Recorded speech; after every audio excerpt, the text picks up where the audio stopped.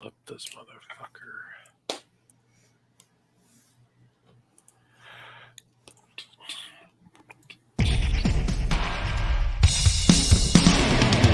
Welcome to the show. Let's see what has been happening in the wrestling world. Welcome to the show, where comedy meets wrestling by fans for fans. The two counts, always the best guests in Midwest. The two counts, wait time guaranteed because we're the best of the best. Meet Phoenix and JR, Top Shelf Tommy, we're about to start. Welcome to the two counts. It's time to dig deep into the wrestling world. Welcome to the two counts, where comedy meets wrestling by fans for fans. The two count. The Two Count. The Two Count. Where comedy meets wrestling. Please comment, share, like, and start a hype train for God's sakes. And now, here are the hosts of The Two Count. Comedian John Russell, wrestling broadcaster Big Ace, and everybody's favorite heel, Top Shelf Tommy.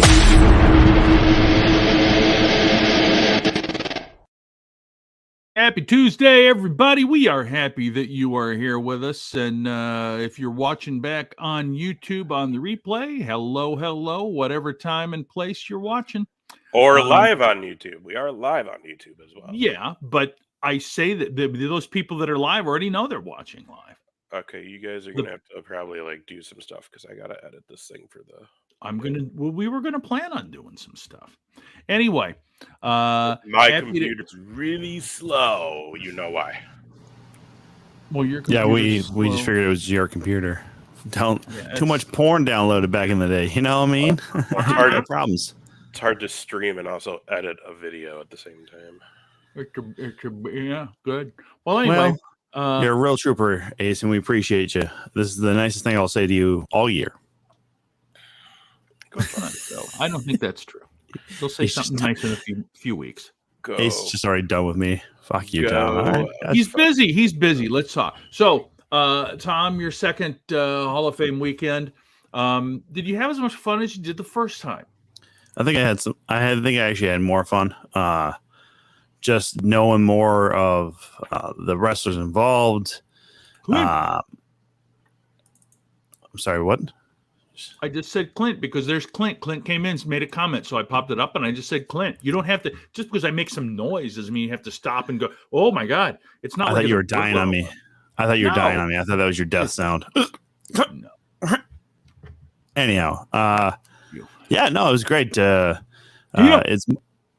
It's much easier to do sound for this or the wrestling event than it is to do video and all that sort of stuff. Danny boy. Dan's here. Dan, Stacy, thanks for being and coming out to Waterloo this last weekend. You're a real very cool class act. But and Dan, maybe to come from Milwaukee, I hope you had as much fun as we did on the weekend. And we know that you went to Des Moines to see Green Jelly. Dubuque. Little pig, let me in. Wow, Dubuque. I thought it was Des Moines. Dubuque. You sure? I'm like 95% sure. Where was it, Dan? Was it Dubuque or Des Moines? That was Des Moines. I thought it was Des Moines. I bet you're going to be wrong again, Tom. Maybe they're staying with their friends in Dubuque. I think their friends are in Des Moines, and maybe the concert was in Dubuque. Des Moines. Yeah. You don't know how to spell it, Dan? Or? You don't know how to spell it, but you know how to drive there. It's those words. DESMOINES.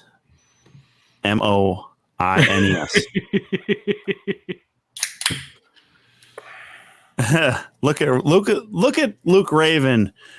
Make it sound like you do all the work, Ace, which is true. You do, which is, again, maybe the second nicest thing I've said to you all year, and it's back to back. So congrats, man. He's got his thumbs up. He's working. You remember, he's working on. So we have a ton of pictures to show you.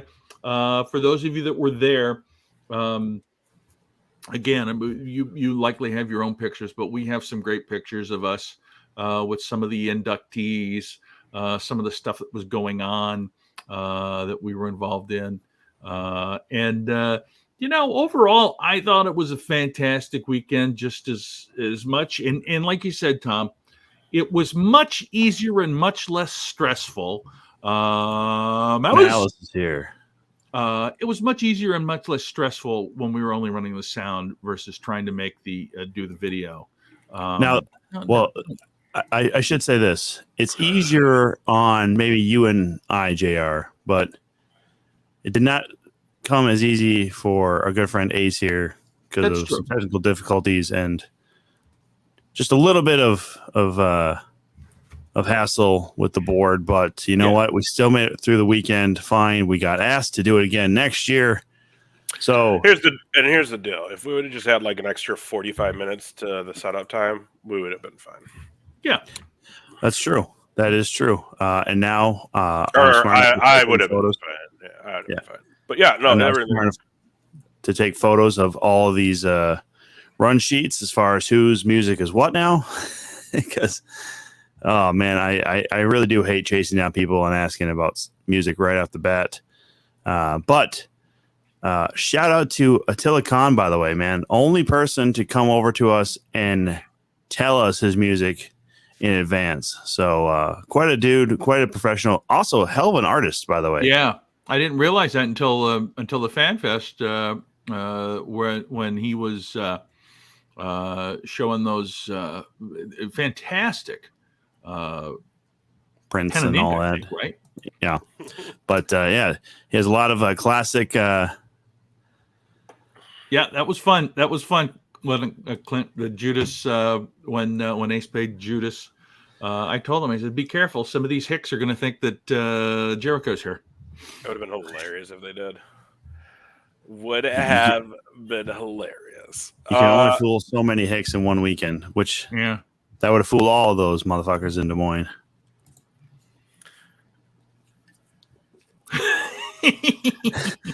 God damn, it's so nice to see that Madhouse is a cohesive unit. They're all on the same page. Shut up, Malice. Eat shit, Luke. Fuck yeah, dude. It's like the parents are fighting and everybody's okay with it. All right. You gotta love that. You gotta love that. Yeah, Luke, you're not completely wrong. We might have some more stuff for you tomorrow. I talked to Nala today, he'll be by in the chat eventually. So, yeah, man. Hopefully, we'll have some good news for Madhouse and possibly Minnesota.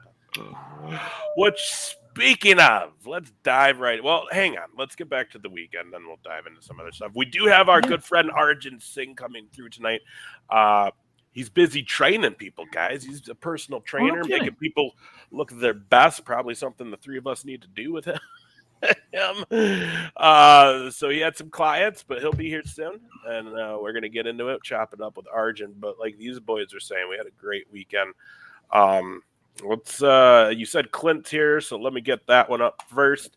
There it is. Of course, we had a great time at the show with our boy Clint, who we still have to reschedule since he couldn't make the original date. So we're going to get him on here. Good talk about what it takes to be the best wrestling photographer in the Midwest, because that's what I title Clint and Tag Team Photography as. But yeah, good times. Look at JR. JR is ready for a fight, apparently. Or he's pooping. Or he's telling somebody to get off his fucking lawn, which we're in an auditorium. You guys can both shut the fuck up. I mean, back it up. Come on, JR, back it up. Finish it up. I don't need to back it up. It automatically, just why is it pick on me? Go back to that picture again for a minute, Ace. See, look. What's Ace doing? Two piece on what is that? I don't know what he's doing. Tom looks like he's been surprised by a photograph. I was not surprised by it. Tom actually doesn't look surprised. Tom just looks mad. It almost looks like the photo might have taken his soul. I don't know what y'all are talking about. Clint's happy, but should just shut up. I'm done. I looked the most comfortable of all of us. I'm laid back. I'm throwing up the regular sign, top shelf life, baby. I'm the only one smiling, you guys, with Clint. That's fine. So how are you the most relaxed? because I don't smile when I'm relaxed, baby. I'm just all about it. I'm chill. I'm relaxed, just mellow, You don't calm. relax to me. What? You look What? like someone just kicked your dog. No one kicked my dog. What the hell are you all fucking talking about? It was a great weekend, though. We had a lot of Stupid fun. assholes. It is unfortunate that I told you guys before we went on live, though, I am now 2 for 2 and coming home and feeling like shit.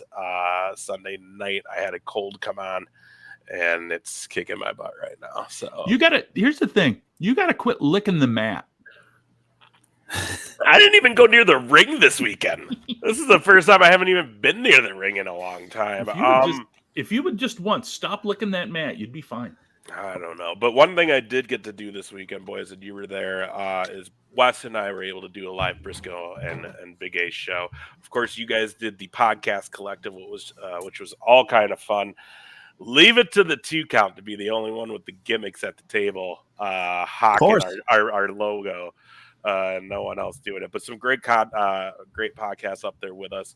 Definitely felt weird though. Like we are different compared to a lot of other wrestling. We're totally different because we are not nostalgia. We're not. We don't do history. And that's a hard thing because what we do is so different than what those guys do. Doesn't need to lube the ropes. Are you sure about that? You got to slide in there. Could be kind of fun. First 2 Slick Madhouse shows, I almost slid out of the ring because I was sweating so much. No, you're right. So, go ahead. The I was going to say AWA Unleashed, right? Yep. Mitt Karch, who literally worked in, and I remember him, and I got the chance to, talk to him a little bit after the show on Friday night. They are trying to keep the history of the AWA alive, and let's be honest, they're one of the only people that are. So while what they do is not like what we do, I certainly respect what they are doing. The other guy has kind of his nostalgia card game, and I think the other guys had a game too, didn't they? Yeah. Well, man. Yeah. So that uncharted territory, they talk about wrestling and sports as kind of a group thing, and then because they all kind of have their own avenues outside of wrestling that they're familiar with sports. So they were cool. And then it was Wrestling Unabridged was the other one, which is kind of like a history. And dude is cool. I guess he just got over 1,000 subscribers on YouTube, so that's huge deals right there. That's you get over 1,000, that means you get to start being monetized. Yeah, that's right. Which, by the way, all you on Twitch, do us a favor and subscribe to us on YouTube as well, because you're gonna see some clips pop up on there down the line that you're not gonna probably see on Twitch. So, but it was a good time. I was a little late to the collective, but when I got there, I enjoyed it thoroughly. You guys did great. Wes and I did our show. A lot of things. The weekend was great. It was a good time. It was great seeing everybody. The weekend doesn't go without some stress. I guess I haven't seen if it was like around or anything, but but anyone who was down there knew what happened. Unfortunately, Jerry Briscoe had some heat exhaustion, put him in the hospital for a couple nights during the weekend, which obviously, being good friends with Wes was a little stressful for the first couple days. Wasn't 100% positive we were going to do our live show, but we got to, so that's cool.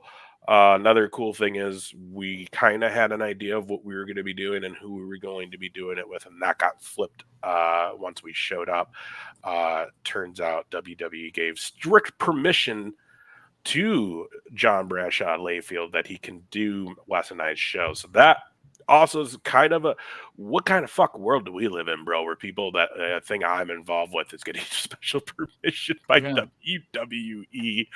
And also, you guys were in the room. It was the first real big appearance by Jerry that weekend with everything that was going on. So that's true. Huge pop for Jerry as we brought standing ovation in a very small room. Actually everybody who was with all access passes came to almost everything this weekend. I mean, I saw all the same faces, every event, everything was packed in there. I mean, honest to God, like everything that was going on had at least at least 40 people, up to 100, depending on where they were. Redbeard, yeah, fancy ketchup. Pinkies up. Yeah. Wes gets very emotional, and you can see that after his match.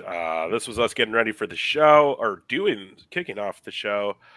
What else do we have? And then I have this photo, which this is something that's getting framed and going on my wall, because what the fuck world is that? I'm wedged between JBL and Jerry Briscoe talking smack about Texas and Oklahoma. And it was so much fun, and it went by so quickly that it was just fantastic. I love James Beard trying to get out of the way. By the way, shout out to Dan and Stacy, his wife. Some of these were their photos I took from them. But yeah, man, super cool to know. And I kind of knew this, but it's now that we've talked about it, JBL's a big Cowboy guy. So how about them boys? So, but explain a little bit too, because he sort of didn't know whether he could trust you initially, right? Yeah, wasn't he a bit cold to you initially over the weekend? Not that cold. Well, again, though, he's just an intimidating guy. You know what I mean? Yeah. And I think he was really more there. Like, he was cool with all the fans, but he was really trying to just spend his time with those legends. But also, a lot of things went differently this weekend due to what happened with Jerry. Yeah. Mm-hmm. So, and he's extremely close to Jerry, obviously. So he was kind of in that same boat as Wes and I, where it was a lot of attention. Those first 2 nights were going towards him and his health. So Jerry came out great. I mean, you can see it in this photo. He's having a good old time. We're having a blast. So the thing about the weekend is it's special because that's where Wes and I met. That's where our friendship began to kind of bloom. And that's where the very first Briscoe Big A show happened. And honestly, it's all podcasting. You think back on it, it's all podcasting that led to all this. It's because of the original podcast I was on and getting told by a friend, like, "Did you know about this Hall of Fame weekend?" And then going and checking it out, and then going back for a couple years and slowly getting involved and coming back and making friends. And then now here we are. We're part of the crew. We work the sound. We do all that. I do the live show. You guys are on the collective. I'm sure it will continue to grow as years go on. Which, not to interrupt you, but by the way, we also saw one of your shirts from your previous podcast. And I remember selling that kid that shirt. Like, he only bought it because he thought it was it is a Hulk Hogan shirt, but it's kind of us making fun of Hulk Hogan. But he thought it was just a Hulk Hogan shirt, so he bought it, and he wears it every year to the Hall of Fame show, and God bless him for that. Another really special thing that happened this weekend is Dan in the chat room was there. Yeah. Dan and Stacy showed up. This is the first day when we got down there to the museum and Hall of Fame, and I'll tell you what a weekend getting to hang out with Dan and Stacy. We sat with them during the banquet, had dinner with them, hung out with them all weekend when we could. And it was just cool. So this would be our second time because we all got to hang out with them when they were in Minnesota for Full Gear. Tommy and I will be spending some time with them come January on the Jericho cruise. And man, just special. We've talked to Dan about this weekend a couple years now, and it's cool to see that they made that trip and came. Yeah, I thought Joshua Joseph was going to make it out to the fucking Hall of Fame. He had messaged me earlier in the years asking about it, but you missed out, brother. Make sure you get it on your calendar for next year. What else do we got? We've got our boy Zach Thesz and Shotgun Radio was there, hung out with us at the audio table for the night. Him and his brother Dylan had a blast. Oh, Timmy Nella's here, baby. Top shelf there Timmy Nella. There he is. What's up, Nella? And then, we had a chance to get to meet some really cool people, man. So obviously this guy is there every year, and it's always an interesting time. You talking about Rock? Yes, sir. Mr. Rock Riddle. If you come to the Hall of Fame, you know him. If you don't know him, Google his name. You'll get to know him. And I'll tell you what, this man is a character. Worth the 5-hour drive, Dan says. There you go, ladies and gentlemen. Get your tickets next year. Yeah, if you guys don't know Rock Riddle, if you go to the Hall of Fame one time, which, again, last year, met the man. We're not friends, per se, but he will treat you as a peer the moment you start talking to him. He is a fantastic gentleman. He was honored as the Impact Award from the Hall of Fame this year. What's great is Rock Riddle is known to talk a lot, right? Yes. So his opening line at the ceremony was great because he just said thank you and walked off, and literally walked off, and then went back, of course, did his thing, and it was a good time. It was pretty great, man. It was pretty entertaining. We also got to meet, this is a cool one, Les Thatcher guy. I mean, you guys ever thought we'd get to rub elbows with Les Thatcher? I mean, not in this environment, no. Yeah. Maybe and if I was training for wrestling, maybe, but what an awesome gentleman, by the way, too. Yeah. And the stories he told during his speech, the stories he told at the round table, and he actually got kind of involved in the podcast collective. He should have just jumped up on the table with everybody, but just a very interesting guy. I mean, a legend in the game of wrestling. It was very, very cool to meet him. I mean, it really was. We also got to meet Bill DeMont over the weekend. I think there's a lot of stuff about him online. There's people have feelings about him after what they know about, with the Performance Center and all that. But I will tell you this, after spending some time with him, getting to know him, talking to him, what a fucking gem of a guy. I think we all had a little bit different opinion of him after hearing him talk at the trainers roundtable and hearing his speech once he was inducted.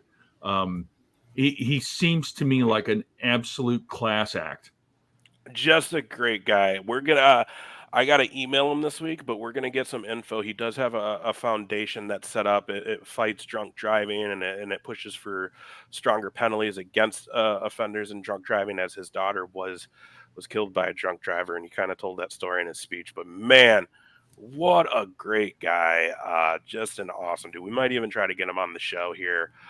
Good friend of Wes. They live in Orlando, so there's a good chance when I'm down there we may see him hang out. But dude, just what a stellar dude. The training podcast, and you kind of understand, because again, that was what kind of got him in trouble, right? But then you kind of really hear him talk about it. It's like, but he came from that old school area where people got the shit kicked out of him if you wanted to wrestle. I mean, you look back in the day at New Japan, you would leave with broken, but they wouldn't even teach you to wrestle the first few weeks. Yeah. They just beat the shit out of you to see if you'd keep coming back. One of the things that he said during that roundtable that really stuck with me was, for the first 6 weeks of his training, he never touched the ring. Oh. And to me, that's a different level. The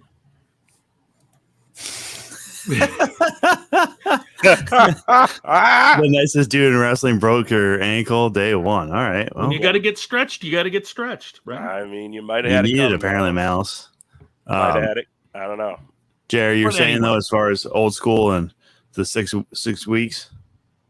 Yeah, I mean, it's just the whole thing. It's like I don't know, because I'm certainly not in a position now at my age to ever think about getting trained, but I just think,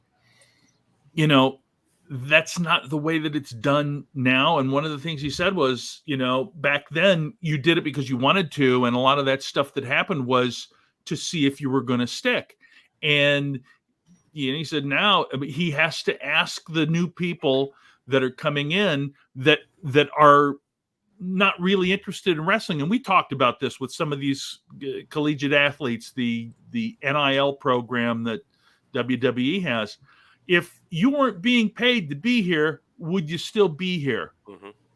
And that's super important, I think, because there are a lot of people who are not there because they love wrestling. A lot of the folks that we know from IPW, from Absolute, and from Madhouse, they're all there because they want to be there. Uh-huh. But when you talk about a collegiate athlete who's been signed to come down and see if they can wrestle, it's a totally different bird, I think. Yeah, definitely. Shout out to Only Logan TV. Thanks for joining us. Good to have you here, my friend. These next two pictures, I think, are probably the most special for us and this weekend. And one is, I just think, because the three of us have all talked, we all are huge fans. I don't think we all thought we'd ever get to rub elbows with this guy and kind of be in his, good graces. I know I was blown away, especially Tom. You were there for me in his final conversation after this picture was taken, and for him to be, but you live in Florida? No, I just visit West every once in a while throughout the year. Well, brother, we hang out when you come to Florida. It's like, Yep. Haku. Oh, whoops. Yeah. There we go. Haku. I told you guys before last week's episode, King Haku, man, that was the dude. Bobby Heenan, family member, one of the meanest, toughest guys backstage, yet fucking gentle giant. Like, look at this guy. This guy's so gentle. His speech was like 2 minutes long, and he didn't barely spoke on the microphone. Like, it was so quiet. I was cranking the mic up to catch him. Yeah. And Tom, I don't know if you have if it's available for you to pop up that picture that you have. He is one of the, I don't want to say it the wrong way, but he is one of the most playful and almost childlike innocence that I mean, and it's absolutely totally out of the character that anybody would think he is. My first interaction this last weekend with Haku, I was late to the podcast collective, so I was walking very fast to get there, and I walked around him and the group he was walking with, and as soon as I got like a foot in front of him, because I literally just went around when I was like, hello, went around, got in front of them, all of a sudden I just hear behind me, oh, brother must be meeting a pretty lady walking that fast, and I just turned around and was like, nope, I'm just late. There you go. Yeah, Jim Nord had his Viking helmet out there with the sword. I mean, honestly, Haku is such a wonderful individual, man, and like just a real cool dude, man.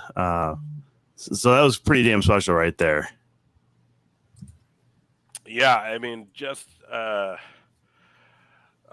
I love the picture. I don't know if I'll get it up right now, but Dan sent me the picture of Haku choking him. Oh yeah. Just a great guy, man. I'm excited. I know he's got a big tie to Jerry and Wes.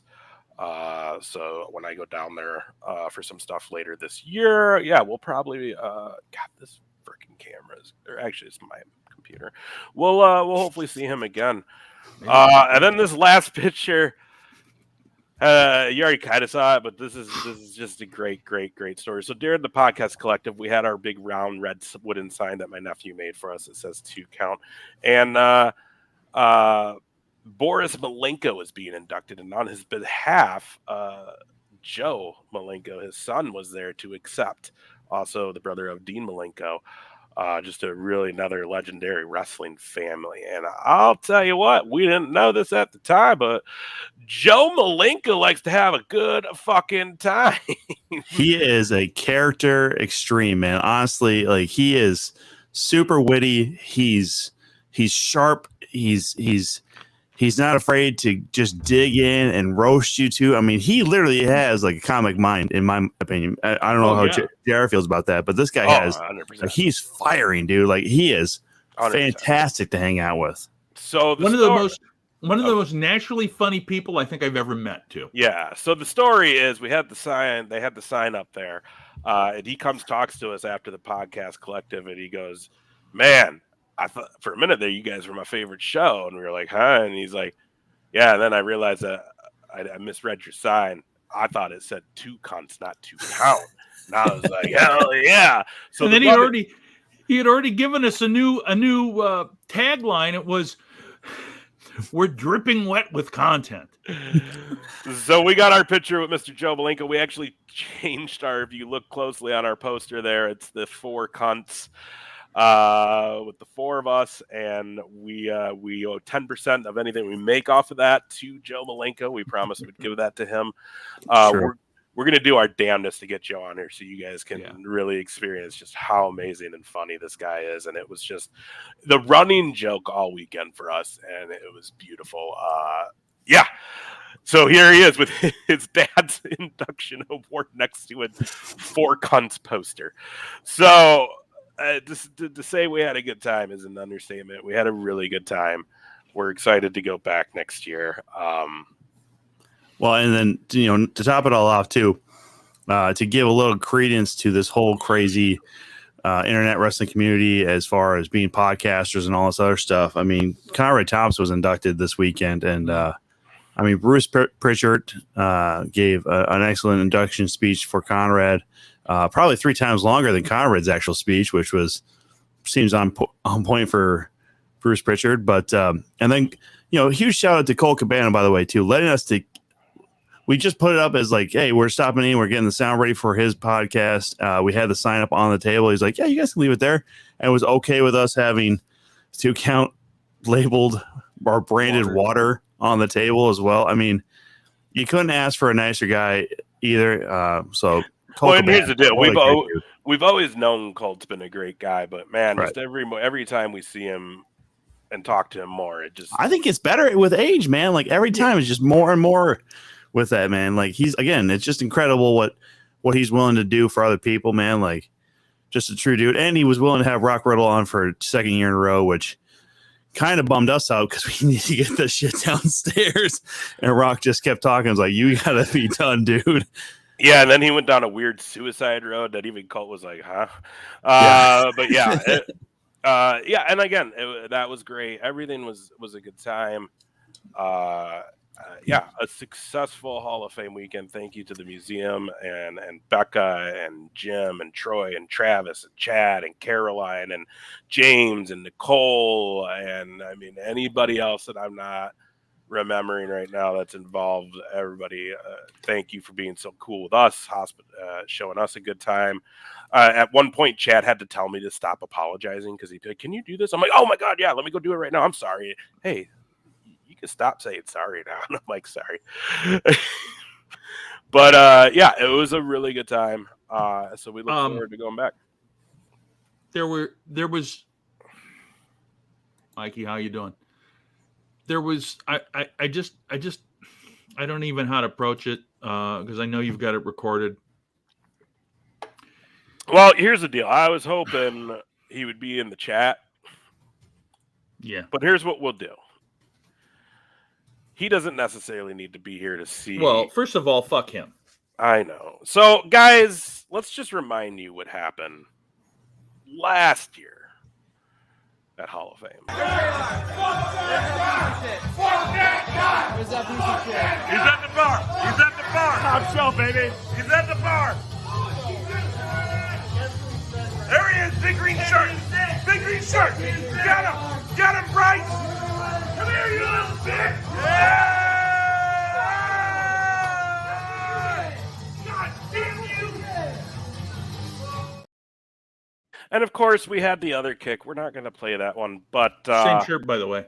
Same shirt, by the way, I guess. But the unthinkable almost happened. Well, no, go ahead. Here we go. Yeah, so we're just cleaning up now. Hall of Fame weekend at Waterloo, Iowa. And, I gotta look. You know how much I hate you, but I gotta tell you that was a fantastic match that you and Ethan Everhart had. And seriously, that was awesome. You know what? Seriously, I think it's time. I agree. I mean, it's been a year. A year since the incident. Yeah. You know what? I've grown as a man. I've grown as a performer. Awesome, my friend. Oh man, I'm happy. I'm happy this is over. It needed to be. It did. You know, it was getting a little ridiculous. Good, because I really do like it. Yeah, exactly. And I don't mind you at all. I don't. Awesome. I think you're great. Even though I give you a lot of stuff. You saw it here. But Peace is made right here at the Hall of Fame because that's what happens. Wrestling and friendship. Exactly. That's all we do here. Hey, see how Joey Joyce? Yeah, absolutely. Let's do it. Party it up. I'll buy you a drink. Time to get some drinks, guys, in this bin. Woo! Very good, very good, very good, very good. I like it a lot.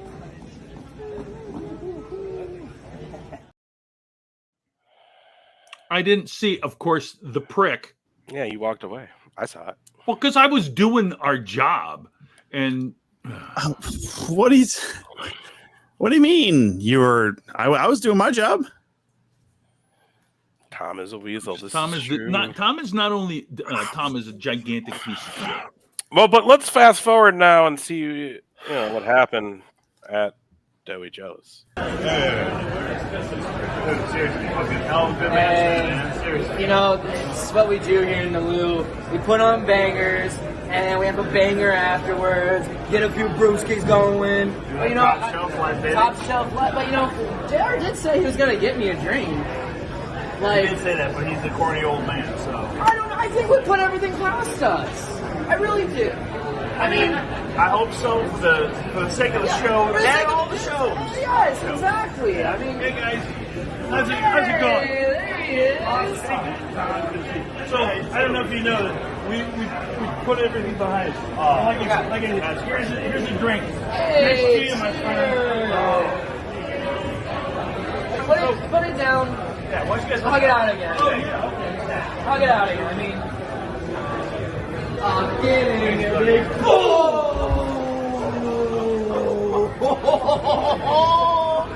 You really thought I was gonna embrace you?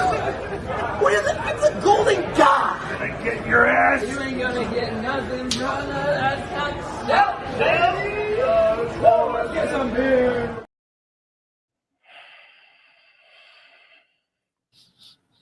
Tom, I'm not saying I had anything to do with this, by the way. Tom, you were a giant cunt. Tom is a giant red shit. He is. He's What? ugh. I didn't do anything. All right. I didn't physically touch you at all. Let me play something that I just saw come over the wire here.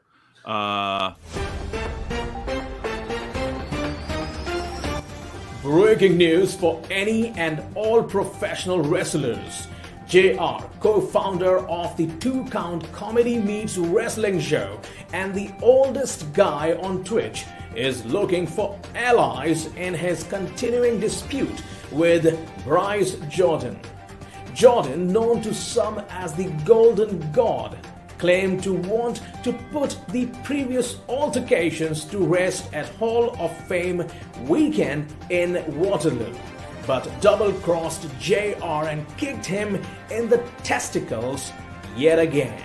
This time the crowd was larger, with dozens of witnesses.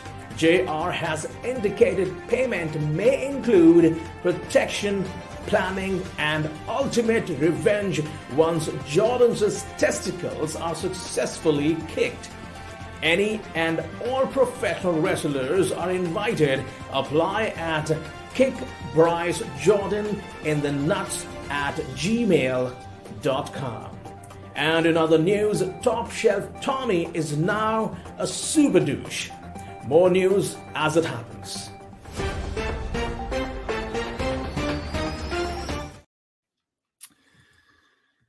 I tried.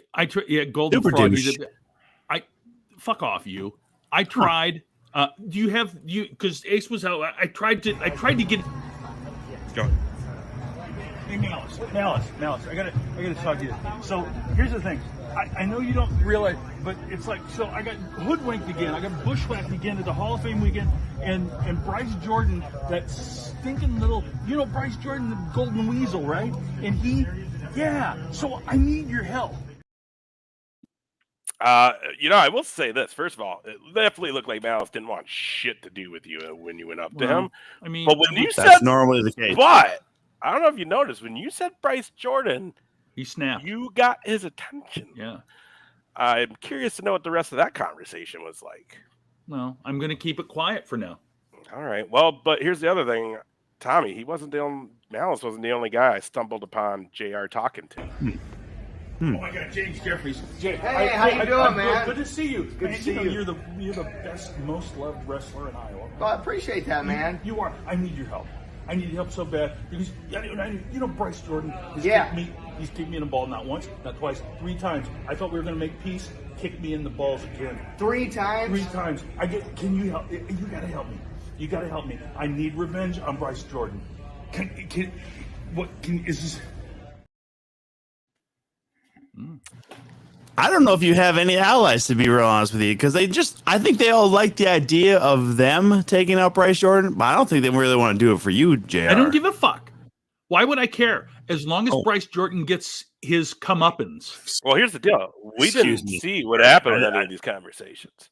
I don't know what happened. Well, that sounds like he's putting out a bounty with this whole email thing. Pretty Was it kick Bryce Jordan in the nuts at gmail.com? Yeah. Okay. Yeah, it sounds like you've tried to place a bounty on his head. That's not good, man. That's actually criminal work right there, man. No, it doesn't. It's no more criminal than him kicking me in the nuts. That's assault. That's true. And I'm not the kind of guy that's gonna go squealing on him and get him into trouble. Just did. Way. No, I did not. How are you not squealing on him? You have a whole email. I did not call the police and file an assault form. You're just looking for revenge in any way you can get it, right? I want somebody else to whip his ass or kick him in the nuts. Mostly kick him in the nuts. Dude, it just sounds like you got sour grapes, literally and figuratively. Sour grapes. In what way? In what way? Sour well, your balls probably are so low, aren't they? What does that make any sense? Anyhow, here's the deal. Fortune. That's what Logan's telling you. Okay. Tovar's here. Good to see you, Tovar. Check out his channel over there on YouTube as well. All our friends and fans, go check out Only Logan TV as well. He's who we rated last week. Oh yeah, fun channel over there with his own wrestling federation going on. That's fun stuff. We all heard a story about a certain wrestler who was affiliated with a certain group of individuals, and I might even see what it would take to get him to help me out, get revenge. Because I'm telling you what, anybody that can help me get revenge on Bryce Jordan, I am done with it. I am absolutely done with it. Dan, who's Bruce Jordan? Bryce Jordan, give him I know. He had a stroke. Give him a break, you goddamn. Get off your high horse, you bitch. Here's the deal, guys. We had a blast at Hall of Fame. We're going to keep going, though, because we had a good time at Hall of Fame. We got Arjun Singh coming through here in a little bit. But we kind of mentioned this before, but I sent you guys the thing last night into our chat room, and boy, oh boy, does it feel like the talk of Minneapolis being the host to WrestleMania 41 seemed to be picking up. Being reported by Sean Ross Sapp now, which you may love him, you may hate him, but either way, when he's saying stuff, he's pretty accurate. Most of the time, it happens. Yep. So, what is everyone's thought? Mania may finally be coming to Minnesota. And also when Mania comes, do you think we see them throw some love and respect on the AWA name? I think they have to. I mean, they own it. I mean, they own the back catalog, right? And all the video. There are certainly AWA members and mainstays that are in the WWE Hall of Fame. So I think there are going to be a certain group that are absolutely highlighted. Well, and we obviously saw.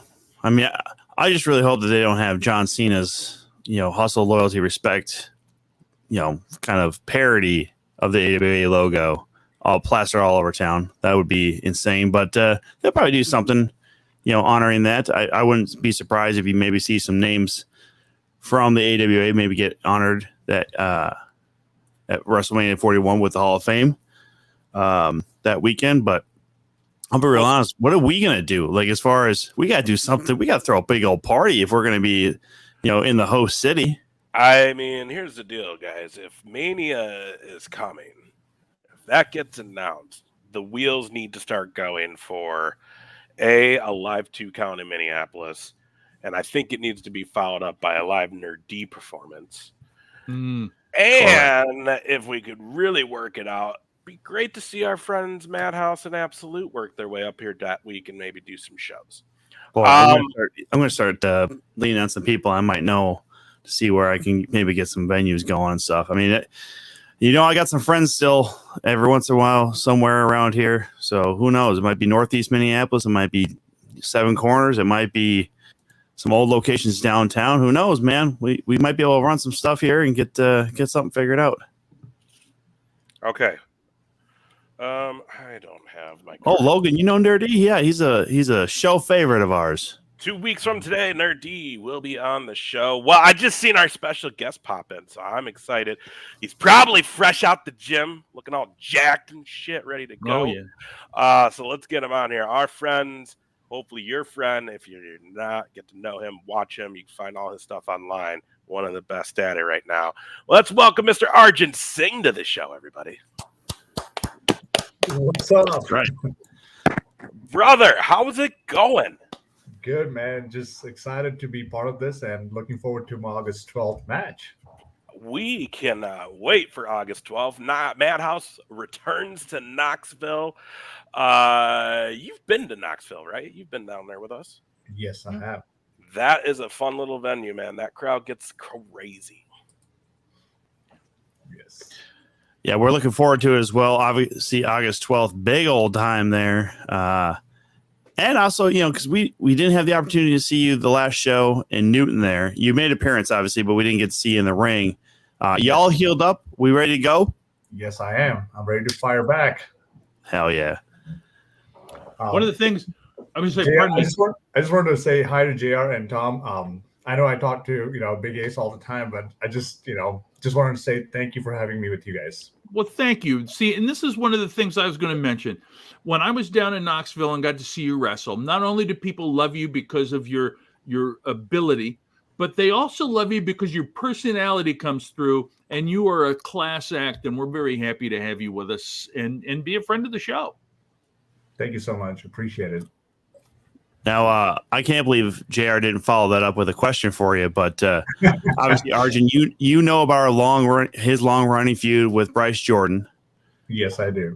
And now he's looking to find somebody to help him get revenge on Bryce Jordan. Yeah. Mm-hmm. Would Bryce you possibly Jordan's- be the man for that job? I don't know, man. I was kind of upset because I had my shoulders messed up, and I was at the last show, and Bryce Jordan was in the ring, and he was mocking me. He almost took a shot at me, and I was like, you know what? Maybe this is my opportunity to get back to him. So you two should talk more. We need to talk a little bit more because Bryce Jordan needs somebody to just first of all kick his ass and then cut him up. But you can either kick him in the ass or you can hold or in the nuts, or you can hold him so I can kick him in the nuts. I don't care how it works, but you get paid extra for kicking him in the nuts. Oh, so there is a bounty for this. Is that what I'm hearing, JR? No, shut up, Tom. Don't get on with this All bounty. right, It's not bounty. Settle It's a fee. Settle down. All right. I'm sorry, Arjun. Tom's a dick. Clint Dye said it. Fatal 4-way elimination match going down August 12th. Arjun Singh in it. Now, we did talk about it. You had to give up that spot. Jimmy Wild was the guy who took over for you, and Jimmy Wild having crazy matches with Clay Cooper. But like, how hungry, Arjun, are you to get that Madhouse title? Man, I'm getting goosebumps right now. I've been waiting for this opportunity for a long time. And going back to last episode, coming from India and not having much and getting the opportunity to wrestle in front of thousands of people, Madhouse being a special place for me. So winning the title, winning the opportunity to be part of this main event is the biggest thing I've ever dreamed of. We usually see stories or movies about like people making big time or chasing the dream like Arnold. My dream is to get the prestigious and the most important thing is a championship. It doesn't matter. It's anywhere. Madhouse is also a really good wrestling foundation. So I feel like people kind of like categorize WWE and AEW being the top. Like if you win a title over there, it's a big deal. I think missing the mark where Madhouse, places like Madhouse gives us the opportunity to show our talent and showcase our talent. That title means a lot to me. So I will give everything I have and everything I put in to be here. So this is what I'm, really excited for. Hell yeah, sir. Well, let me ask you this, Arjun, because you couldn't do the thing. You were a little banged up last show. You're ready to go this time. What does that training look like? Because also, I don't know if everybody knew this, but you train people, right? Like you are a personal trainer. Tommy, I just seen this this week. Arjun was putting some pictures up of him swinging a golf club too. Yes, sir. So we should probably talk about that. Like, first of all, what is that training like? do you ever get burnt out at it? First of all, because you're training yourself for in ring and just Mhm. being healthy, but then you're training other people. And then let's touch a little bit on the golfing skills. So, backstory: my brother is a professional golfer in India, and What? yeah, he almost qualified for Masters and was going to play for one of the bigger leagues and stuff. But he has his own flaws, and drinking, smoking and gambling is one of those. And no shame to that. Yes, he's not very disciplined. So somebody in the household who knows how to play golf and has taught me a couple things here and there. That's where I get it from. Okay. Okay. A golf outing is in our future, sir. Yeah, hope I'm going to get better at it. I was pretty rusty when I did that. So because the shoulder is not 100% at that Right. point. So the swing was very hesitant and I was rusty. So give me a couple more weeks. I'll be 100%. I'm down. So yeah, talk about the training then too that you've been going through, getting ready for this rehabbing that shoulder, and then also training others and what's that like? And again, do you ever get burnt out? I mean, that's a lot of gym time. So it's like everything reflects back to my upbringing in India, right? So I observe a lot of people. I see the shortcomings or the imbalances and how people behave themselves in the gym. So I observe their footsteps, observe their hip mobility. I see who the person is inside they are in the gym. So I challenge everybody watch the show and guys. So if you see somebody in the gym and they don't rack their weights, they move inefficiently to go straight to heavy weights, and they're lazy. That's who they are in real life. And I'm not trying to make a judgment or a statement, but it just tells me who I'm dealing with. So I always pick people who are willing to challenge themselves and get better, like myself. So I enjoy training them. And it doesn't matter how much sleep I got, it doesn't matter how many hours I work, but the moment an athlete comes through the door who wants to get better, I'm there 100% energy and do everything to learn from them and apply the same thing that they're missing or they are not good at, apply on my training. So I'm learning from each and every individual and bettering myself. So I'm getting the better end of the deal by helping everybody else. I'll tell you, it's interesting because there was a trainers roundtable at the Hall of Fame weekend, and it was mentioned exactly what you just said. As a trainer, one of the key goals is to challenge the person you're training to become better than they are, and that's just it in a nutshell. I love it. So I read a lot of books, and my recent book I finished was Mindset by Carol Dweck, and she talks about growth mindset and fixed mindset.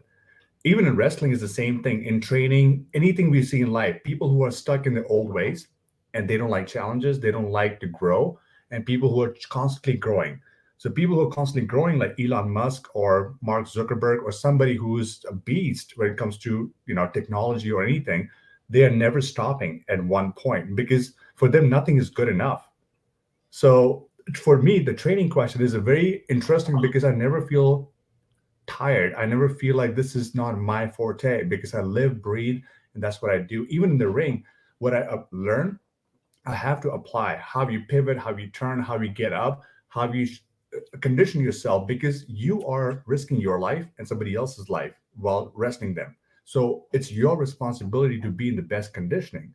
And somebody who doesn't go to the gym and wrestles, now that's a big question for me because I'm like, you are playing with my life and others. Yeah, that's nerve wracking. That's nerve wracking. Yeah. Okay. What is No judgment. I'm not saying like for example, Mankind. He knew what he was doing. They have been through a lot of stuff in the past. Doesn't mean you have to be actively working out 6 days a week, but you have to have the discipline. You have to have some kind of a coaching. Like for us, we had the Dan Carr. He was the founder and the coach for American Gladiator. He was my coach. So I trained by him, who taught me how to be strongest the longest, not just strongest in the moment. So we had to learn how to do more reps with the same weight for 13 minutes or 18 minutes. He never gave us like 3 sets of 10. That we never heard that before because that's a very fixed mindset. The growth mindset would be, why don't you do 18 reps? Because if that's your max capacity, why would you get stuck at 12 or 15 or 10? Because that's all you heard, right? Somebody did it because that worked for him or her. Does that mean that's going to work for you? Everybody's different. Everybody has a number that they have to work with. So why do we restrict ourselves by just being at a number? So growth comes from thinking about how can I get better? How can I do more than I did yesterday? Dang, I need you closer to me to be at the gym with me in the morning. Let me ask you this, because I'll tell you what, Arjun. Like, I'm trying to change up my life here a little bit. I know Tommy's been trying to do it this last year too. JR is just old. But JR's down 42 pounds. Bitch. Oh wait, JR. I'm down 42 pounds since November, so you can just suck it.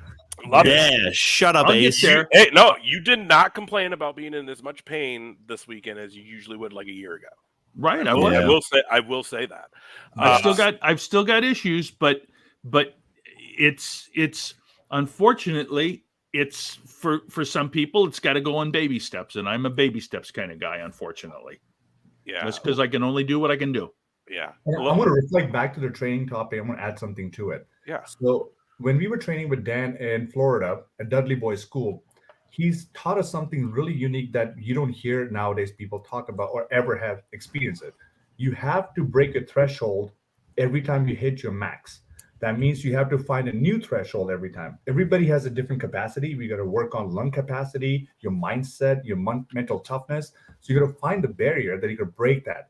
And once you break that, you can accept any challenge in the world. It doesn't matter physically, mentally, or anything. It comes to stress with family, could be stress with work, could be pandemic, could be anything. You can handle the stress if you have trained your body and mind for it. I like it. Let me ask you this. Hardest part for me, like I can get to the gym, I can do a workout. Probably, I mean, you'd probably watch me, Arjun, to be like, here, let me write this up for you. This is what you should do. But for me, what I find is the hardest thing is nutrition. Right. Yes. So like, what is your advice for people who are on the go? You know, we all have multiple things going on. So like time's pretty limited, always running from a full-time job to side hustle, stuff like that. How can I still be eating healthy so I can start losing the weight? That's a really good question. So here's what makes it very easy for people. What works for you might not work for me, right? So you have to write down your day-to-day schedule. So let's say on a good Monday and Tuesday, if you know how much your expenditure is. So let's say you wear Apple Watch. That's one of my best tool I use for every client. But if you know your expenditure of calories you're burning throughout the day, you know how much you should consume. When people say, I count my calories, I eat my protein, this is what I need, that's all bullshit. It's all fucking made up. Yeah. The number you need to know is expenditure, how much you're spending first, like profit and loss. Yeah. You got to know what your limit is. And then you know, okay, I burned 4,000 calories. Maybe I should eat 3,500 calories. So now you have a number to work with. And you got a space. It's like body has his own heat. So it's like putting a big log in the campfire and you're walking away for a few hours, the fire's going to die. But what if you put small little logs throughout the day? Means like small meals, portion control, moderation. It could be a sandwich, it could be oatmeal, it could be anything, but it's fuel for fire. And based on your activities, but if you're not moving, do you think you need 16 logs? So right. That's what I think the disconnect with a lot of people is that they see nutrition as like, okay, I need to eat these many calories. The biggest myth is I got to eat 100 grams of protein, 200 grams of protein. That's the biggest bullshit ever been sold in the history of humanity. So because guess what happens when you take more protein? It turns to urea production, which is poison for the body. So you store more fat and you pee it out. So you're not consuming, you're not absorbing anything. So body has its own limit. You got to know how much your body absorbs, and you got to weigh yourself. You got to probably take pictures every morning when you wake up or before you go to bed to see how food affects you. So that way, you know, this food works for me and this does not, because you are different. Everybody's different. For me, oatmeal works. For some people, oatmeal does not work. So you got to just find a way. I'm not saying eat 6 meals a day, but don't eat once a day. Mm-hmm. So you got to find your rhythm. You got to find your balance. Well, see, it's funny you bring up that whole don't eat once a day, because I know I've had multiple jobs where I just get bogged down with work, you know, where it's a constant go. This week alone, I mean, hell, even coming back from the Hall of Fame weekend, I literally had enough time to unload my car, drop the stuff off, change shirts, and then I'm off to do a bar show. And the only thing I had to eat all day was literally on the car ride home, some fruit and some cheese, and then a couple like breakfast bars. Not great. And that's literally my whole diet. That's the same the whole day. It's, definitely use all of that fuel, but also I know that the body is knowing that I'm only eating that one meal. Same thing with yesterday. I had one meal in the morning and then worked the rest of the day. So I know that for me, that's how I've got this big was literally I'm working. I'm still sweating. I'm still burning a lot of calories, but also my body knows I need to store that fat because I'm going to have to use it later. Yeah. So it's one of those things where, again, it's how your body works. And it's definitely one thing that I've noticed where no matter how little I eat, I can basically starve myself. I'm still going to maintain this weight because that's the body's way of making sure it can still sustain itself. So that's a really good point because let's say you have one meal per day, right? And so I work 13 hours a day. I'm not trying to brag. I have two people back to back and hour by hour. Sometimes I don't get to see my phone, neither talk to my family and stuff, but I have to work and I have to be attentive because one mistake, somebody can get hurt. So I would say I'm going to use the restroom, go in the bathroom. I would check my phone sometimes just to make sure I respond to all the texts. So because I have other clients texting me too, so they don't feel they're left out. I would take a second break within the same hour to go and eat my protein bar. I would not tell the client because that would be a meal. So I would make sure that my schedule doesn't affect anybody else's. And then I would drink water throughout the day. And sometimes I'll just, bring my chicken and broccoli and sweet potato to my clients and sorry, I got to eat right now. I need you to do 2 sets of this. And I would eat as fast as possible. When there's a will, there is a way. I'm not saying that works for everybody, but let's say if I'm on the Madhouse show, right? I'm traveling. I don't get to eat healthy on the road, but I would go to Subway. That's the only option I would choose. And I would choose a wrap or a sub, but I will scoop out the bread because I will find ways to still find the healthiest option within the worst options. Okay. So your dressing, your amount of calories you eat in that meal is very important too. So scoop out the bread and only put black pepper and olive oil. And it might not be the most tasteful thing, but it's still calories that you need. So let me ask you something because I know you've been over here in this country, but real quick, by the way, I was going to say, put that back up because that's the best brag ever. We always have veggie plates, and you do, and I'm always at that veggie tray eating all the celery. Yeah, the talent, the guys who are in production don't get shit. I do. Yeah. So thank you, Luke. Thank you for that, and Luke does that too. So talk to me a little bit about the difference between the foods here in the U.S. versus India in the terms that I'm assuming it's not quite as processed in India as it is here. And I'm talking about just because we have these big farms that grow for volume, not quality of the food. So the biggest difference is the way the economy works in each country. So American economy started with tobacco and alcohol sales and World War, so packaged foods, because the government thought, hey, you know what? We have this processed food. We have leftovers. The war's over. Let's start making money. That's how we make the economy. So the truth is still uncovered yet to be discovered that everything out there, advertisement is to sell bullshit to you in a new packaging, which is processed foods, high sodium, something that's going to have a longer shelf life. I study that stuff. So I know what bullshit we are buying, but it's up to us how much bullshit we need to buy. At some point you will give up, but then the moment you realize it's too late, you're in the hospital. Indian economy was based on farming and based on slavery. So now this is another topic that the Brits, they ruled us for 12 years. So we were enslaved for those many years.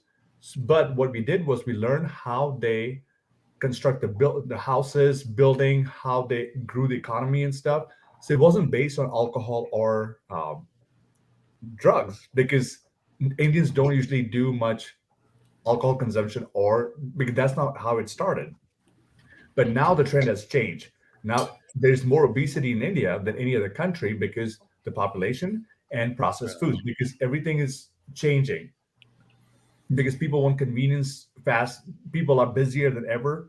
So It all depends because they use spices, they use different ingredients, and everything in India is fresh food. You buy the ingredients today and you cook it today. We don't have the culture of leftovers. We don't have pizzas in on football games and stuff because that's where we start building bad habits because Yeah. every Sunday we have to have a pizza, we have to have a beer and a Coke and a cake. So they all turn into sugar in the body. So if I have to drink water with water, I'm defeating the purpose. I just need water to quench my thirst. But if you have Coke, dessert, pizza, and beer, you are causing a higher tolerance for sugar in the body. So then your muscles and your cells in the body grow, and then it doesn't stop. So your brain thinks, well, nothing makes me happy. Let me have piece of pizza. Let me have four pieces of pizza because it doesn't make me happy anymore. I need more. That's how the government has programmed us to think. Okay. Now, let me ask you okay. this real quick, though. What's an alternative to beer? Because saw that. I mean, I'm having a couple beers right now. What's a good alternative to beer without being beer? Tequila and gin straight because alcohol should never be mixed. First of all, because that's a shame. That's a slap in the face. But a little bit of alcohol goes a long way. Yeah. Back in the day, alcohol was prescribed for immune system, for medication and stuff, but in moderation. But now the tolerance has gone up because they do 6 of these. Yeah. Then you cannot cure that issue. Let me ask you this. You mentioned, India and how it's a little different, but would you, and this is kind of getting a little bit away from the training stuff, but when you go home, when you go to India, what's like the first thing, because we're talking food, what's like the first thing you're like, once I'm back, this is the first thing I'm doing? So when I go back home, India, I see my mom. I have her make 2 dishes that I ate as growing up kid, which is okra, the fresh okra, and I would have her make a special like dal or it's like a dish in India which is pretty basic, pretty like it reminds me of my childhood. Yeah. And they know that this is like for example, peas, potatoes, and cauliflower. They have a vegetable dish they make, and it's pretty simple. But for me, that's like world to me because I would pay anything to get that.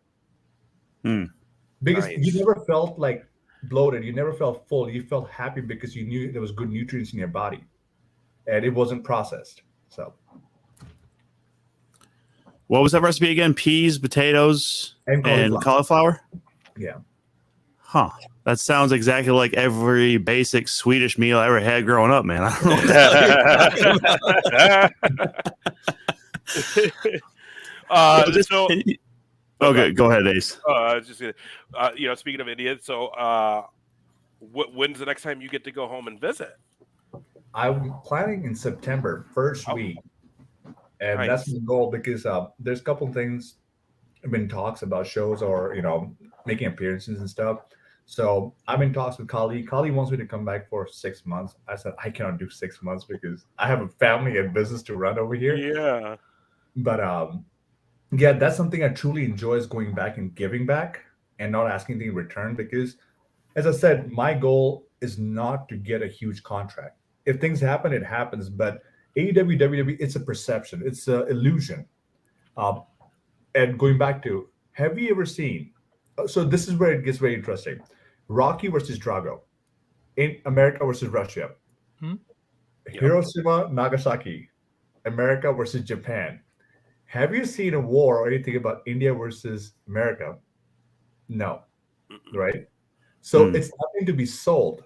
It's not a gimmick to be purchased. So why would they make a hero out of India?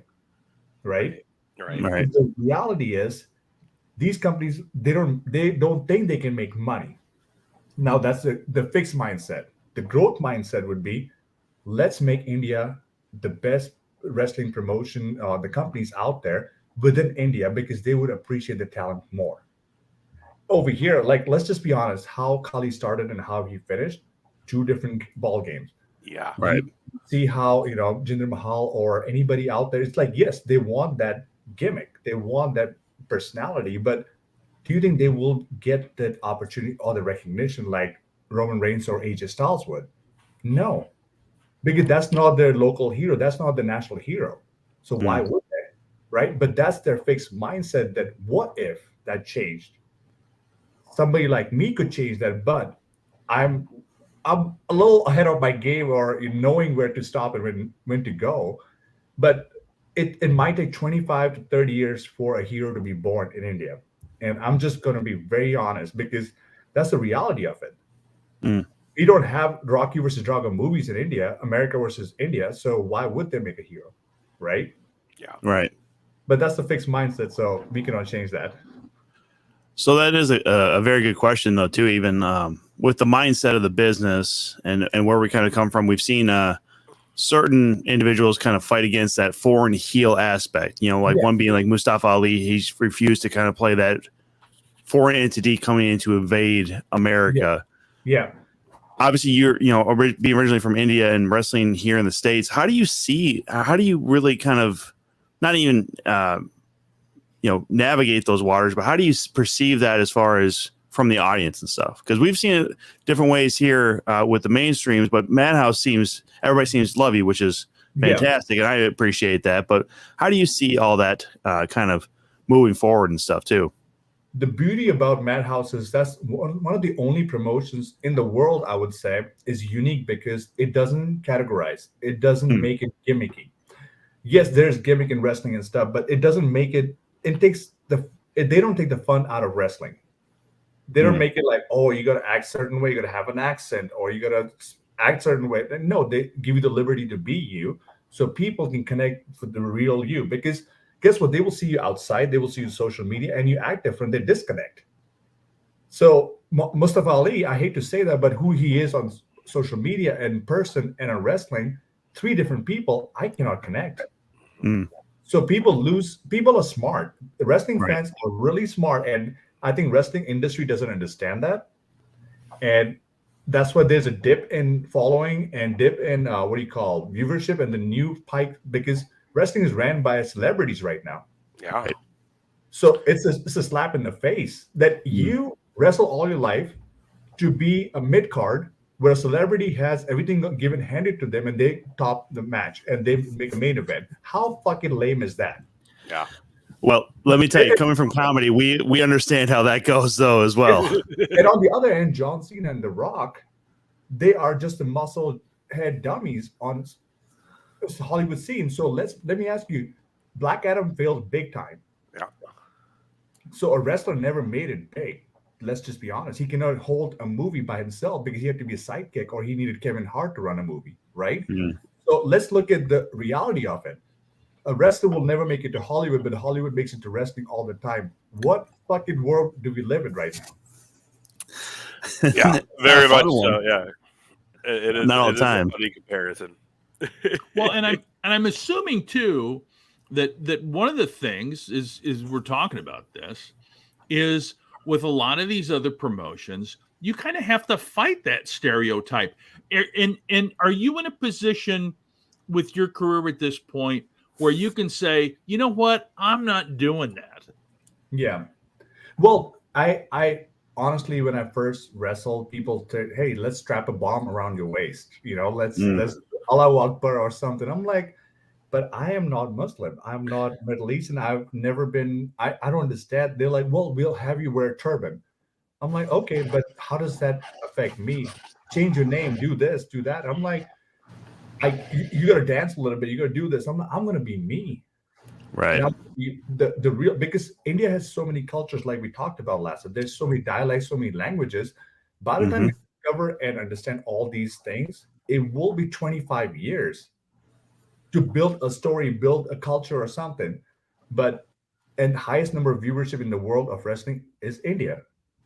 Yeah. So don't you think that would make sense for them to make money and outsource and be bigger? It's just this fixed mindset that, hey, I'm happy with a little bit. I know I'm going to just keep buying Hollywood to make me a little bit of money and sell my stocks. Do you feel like there is enough interest in India if there was a promotion that did that with the different cultures and languages, that you would be able to become like New Japan is?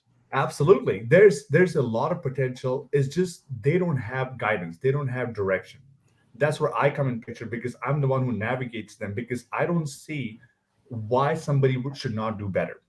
Yeah. I don't see why a company said, well, I'm going to hold people back because I want to make a name for myself. Let me get some TV time. Because I was a failed wrestler for 25 years. Let me get some TV time, and let me put a suit on, and let me do this. Hold on. You had your time, you failed.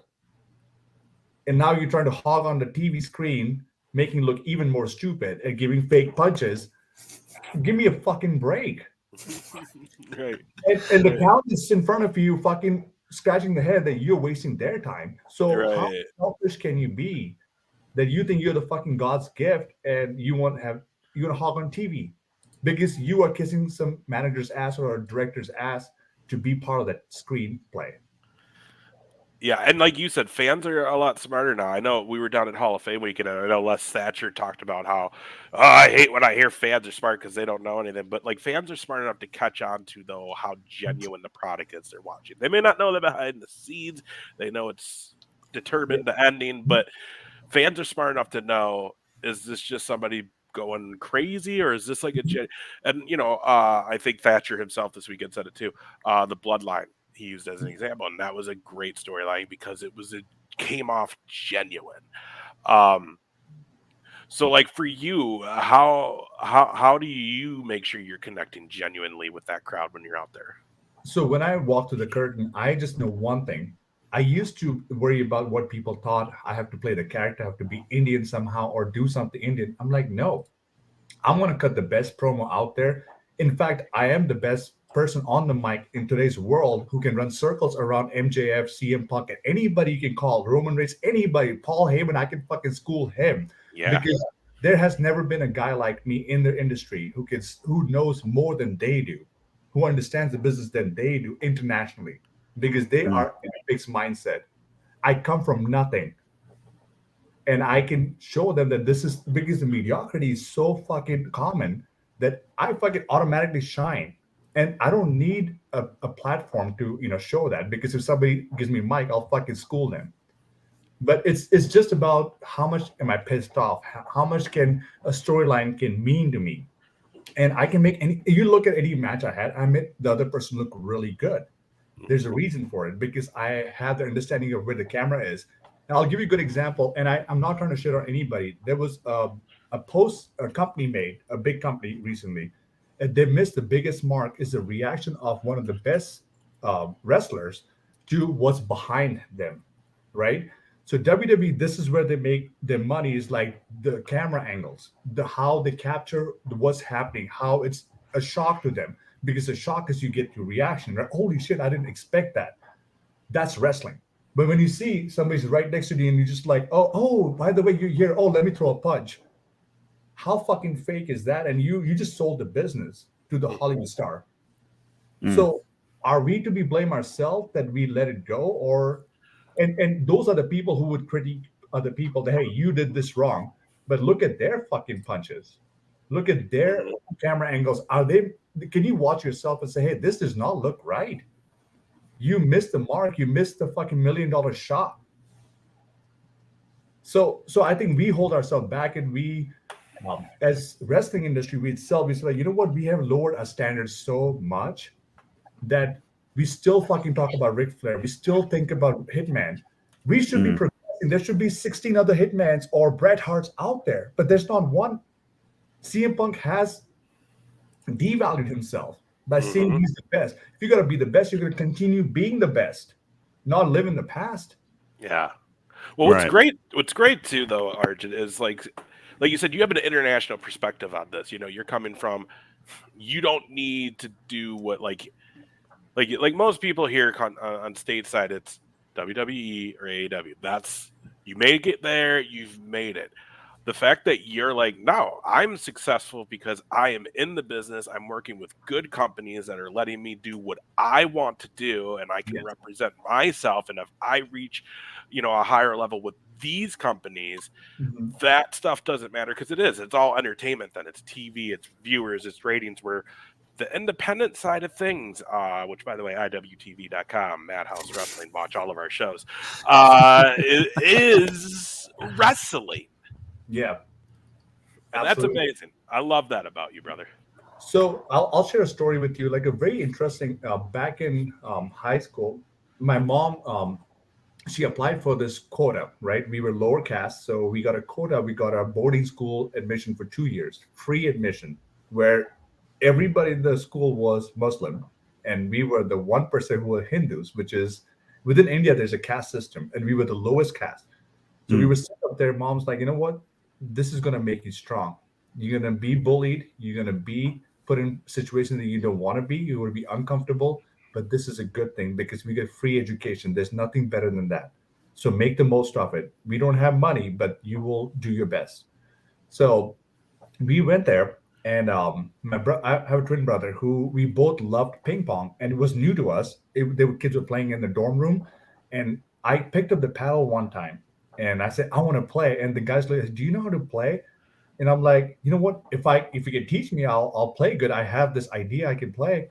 And this guy comes around, the leader of the dorm comes up and slaps me so hard across the face. The paddle goes flying. And that's all I remember. I put my hand on my face and I'm like, why would you slap me? He's like, you don't belong. You are part of this because you don't know how to fucking play. So I'm like, but what if I try? Now this will connect the dots. I'll come back to the story. I said, what if I tried? So I became the scorekeeper and I stayed within the game. I was the water boy scorekeeper. So for 6 months, I just kept score. I observed every play, every move, everything. One night, I bunked the night class, and I was just sitting. It was raining hard, and nobody was there. I was just standing by the ping pong table, hoping that somebody would play and I would watch them. This guy comes in, 6 feet 4 inches tall. Like, I've never seen this guy before. Walks in, and he's like, who's playing? And I'm like, I'm just a scorekeeper. I don't know if there's somebody else might not show up. He's like, do you want to play? And I'm like, me? I don't belong. I said what he said, I don't belong because that's what I was told. He said, what if you do? I'm like, but I don't know how to. It's like, I'll teach you. That was one night. And 6 months later, I played nationals and I was a national champion. Hell yeah. And Hell yeah. that guy was the national champion who taught me. He didn't see a cast. He didn't see who I was. He just wanted to genuinely teach me. And I beat everybody, including the guy who slapped me. Yeah, baby. There it So is. the moral of the story is like you never judge a book by its cover, but you never judge a caste or a race or ethnicity because who they are, the stereotype you put on them. Right? Because Indians are known for gas station owners or computer geeks or hotel owners, right? The wrestler who can actually wrestle and talk like a fucking beast. So, but why would they do that? Because that's never been done before. Right. Right? Right. But there was no such thing as Roman Reigns before as well. There was no such thing as Usos before as well. It's always the first time. Right? Because it's the fixed mindset that, well, I don't want to take a risk. But who does take a risk? Arnold took a risk, and look where he is. He changed the world. Conor McGregor took a risk, and he changed the world. He changed the course of the game of UFC. So is that me who's holding me back, or is the wrestling industry is holding themselves back? Very true. Damn. True. Spitting facts tonight. I love it. I think we just had a pipe bomb and no one knew it was a pipe bomb. Holy shit, Arjun. All right. I got some goosebumps over here. All right. And the reason I say I can run circles around Paul Heyman, anybody you name it, and Paul Heyman, what do you call it, Levitsky or Triple H, I can run circles because they have no clue what life is and how to struggle to get where you want to be because you were born here and you had a head start. So that's where I beat you right there because I didn't have a head start. So I'm always going to be better than them, no matter what they do. Yeah, hunger and passion will always win out. Yeah, right? And they can never steal that. They can buy that because they never experienced that. They don't know what it's like to live on one sandwich a day or sleep on a street or live by a railway track. They have no fucking clue because everything was probably in a different fashion given to them. I'll tell you what. They never had to pay to be in a wrestling show. Right. Yeah. And no matter what happens from here going forward, like the fact that that's your humble beginnings and you're doing the wrestling, you're entertaining us at Madhouse and everywhere else you go, and you're being awesome in the ring, and then the business side where you're changing people's life in a fitness and health way. I mean, you already are a success story, and that's what's pretty fucking amazing. You know what I mean? And I'm proud to be who I am because I don't have ego like the wrestling world carries. For some kind of you don't owe shit to them. You don't owe to, no, fuck it. They all fucking act like they're fucking drama queens. But here's the reality of it. If I can challenge anybody, if I can challenge myself to be better every day, they can too. So it's like there's no excuse to that. It's just pure laziness. I hear you. Yeah. So what do you? We're getting ready for Madhouse on August 12th. Let me ask you this: what's in store in this fatal four-way? Because I mean, you got to get your spot back. Because real quick, I found this. You put this up recently, and I mean that just screams champion. Well, I'm going to walk out as a champion. That's my promise to you guys because I think I've worked hard enough to prove people, and I know what I'm capable of. Even if whatever happens, I'm going to be a champion that day, either have the title or not, because that's a bigger night for me. Oh, yeah. Yeah, so this matchup, though, too, we're looking at come the 12th. You're going up against Ethan Everhart, Conan Lycan, and Nasty Nick Nolan. Have you seen any of these guys before? Have you wrestled any of these guys before? What are we looking forward to with this matchup? I've studied these people and I study everybody. Like when people say they study tapes and all this stuff, I study their movement. I know their weaknesses. And when you know their weaknesses, you know where, how to, just like dodge a move or like skip something. I'm ready for that because I'm going to bring my A game. And I've been practicing a lot. So hopefully it pays off. Well, let me ask you this. It is for that Extreme Grand Championship, which if you win that, you have Grand Prix, sorry. You have a shot at the Madhouse title whenever you would like. Do you already have a kind of plan in mind for that when you walk out winning on August 12th? Man, you give me goosebumps because that opportunity is I'm going to cash it anytime soon because if I know I will win. That's in my heart because I don't have doubts. I don't question myself. I questioned myself when I was back in India. I just think this will be Madhouse Championship is my goal, and Grand Prix Championship is in the way to get me there. So, because I will be known in the history as the Madhouse Champion and the guy who changed the business for good and selflessly. I don't have anything that I want from people. I want to give back. I've made a bigger influence and change in the world by bringing wrestling to India, opening schools, and having jobs out there because I'm not looking for validation. I'm not looking for this paycheck or, hey, look at me. I had my, tenure or I need this TV time. No, I'm here to make a difference and keep giving back. That's it. I love it. Let me ask you this then. On this trip that you've been on, this wild ride of life and wrestling, when you look back at it right now, like what have been to this point, obviously Madhouse getting that title and anything else that goes along with that's going to be great. But like to this point, what are a couple of those moments you kind of are hanging your hat on right now? I don't know. It's just like I think I've done from coming from India, having nothing to be on national television on Raw and AEW dark matches and stuff. I think I got my happy ending. I got my spot where I need to be. They don't see like this is like, oh, this is the guy can run this company or can move this company forward. That's their decision and nothing against them.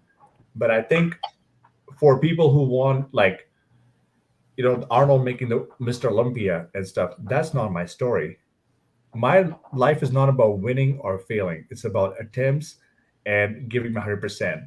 It's all about my efforts. And that goes a long way. Winning and losing is part of the game. It's just like, yeah, you have a winner and a loser. That's it. But the efforts make a big difference for me. So that's what I live for. Heck yeah, man.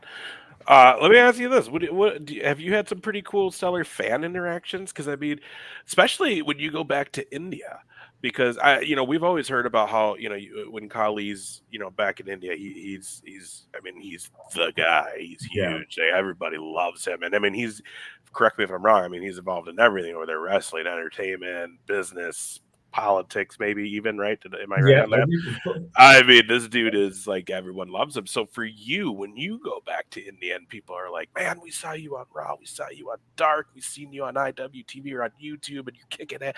Like, what are some of these cool fan experiences that you get to experience when you go home? Because, like you said, we don't see any of that here. And over here, it's jaded. It's very much jaded. Like me, JR, Tommy, we had this great weekend, Hall of Fame. We got to hang out with Haku and JBL and all this stuff, and it was amazing. Yeah. But there's a lot of fans over here that take that stuff for granted, and they don't Yeah. kind of really cherish it for, like for us, it's like, we got a picture with Haku. That's getting hung up somewhere in my house because that's Haku. Yeah. So like, what is it like for you when you go home and the India fans see you and they're like, oh my God, you're back, and So this is a really interesting question because I don't have the experiences that these celebrities or these big time wrestlers do, and I'm happy I don't, because I don't see the fake side of it. I see the real side of wrestling, which is my students, and they look at my matches and say, "Sir, that was really good. I don't know how you pull that off." They see the art of wrestling. Everybody else wants the celebrity status and treatment. Hey, treat me like God. Treat me like the celebrity I am. I'm a fucking big shot. I don't have that with me because I'd rather not do that. That's not what I wrestle for. I wrestle for the art. Is like how I chain wrestle and how I tell a story, and that matters more to me. Which means not much money, and I'm happy with that. I'm happy with the respect of the business of knowing the athletes know there was one Indian wrestler, and there's only one who can actually chain wrestle anybody in the world, and who can wrestle anybody in the world. He doesn't need a script. He doesn't need a body. He doesn't need like to be the growling gorilla in the gym or in the ring, or try to be like, oh, look at me, I'm the strongest guy. No, he is an art, and that's what I'm known for. So the interactions are more genuine, and it's like this okay, this match you did this. This was freaking cool. How did you do this? And can you teach me that? That's the interaction I get from my students. For the people, yes, there is some like, hey, this guy's from America. He lived in America. So for them, it's like, hey, can you help me get to America? It's like it's a fascination. Yeah. So, and it's like, how did you do it? Because you come from nothing. So can you help us see that? So I have a completely different perspective on the reality of people and wrestling versus the, hey, can I take a photo with you? Can I take a picture or autograph from you? That's not what I strive for, because I'm no God's gift. Everybody's equal in the world. Everybody is special. Just because you are next to the great Kali, and just because you're next to the cameraman, I think the cameraman deserves more respect, to be honest, because that makes you look good. So in my opinion, the backstage people work way harder than the on-screen camera people, because they are the people who are making them look good. Oh, I love it. That's right, Luke Raven, you fucking asshole. We were when we were in Waterloo this week, Bill DeMott said something very similar to what you just said there, Arjun, and that is, if you're getting into the professional wrestling game to be famous, and he was talking about how like WWE will bring like athletes, and their whole thing is, well, I'm going to be a famous wrestler now, and that's how it's going to end. He's like, none of that works. Like, you have to just want to be a wrestler. You want to be okay with maybe not being famous, not making big money, and just focusing on the craft of what wrestling is, because like you said, it's a true art form, and people who don't really tap into the fact that what you guys do is artistic and you're entertaining while putting bodies on the line, but telling a story and putting these matches together and everything, it really is something amazing and beautiful all at once. So and just like the NFL, right? They pay these people millions of dollars just to throw a ball or catch a ball, right? And then they get this God complex where they're like, oh my God, I shouldn't talk to people. I shouldn't go to regular places. I should eat at a fine dining restaurant. That's where the issue comes, because that's the wrestling world trying to copy and try to be like. Come on, guys. Like, let's be real with each other. Who are we fooling? The status of like the God complex, or I am the shit. Like, anybody could be better than you. Like, if they just practice, it's all about reps. So whoever puts the most reps gets the most, talent. So people already beat CM Punk because, he took some time off. MJF is way more entertaining for a reason. So I'm like, you cannot call yourself the best in the world anymore because you got to live up to the expectation. You're not. So let me ask you a quick question, though. That you talked about having students. First, and it's kind of a two-part. One is, how popular is professional wrestling for people that want to do it in India? I'm curious about the numbers of people that you are training over there.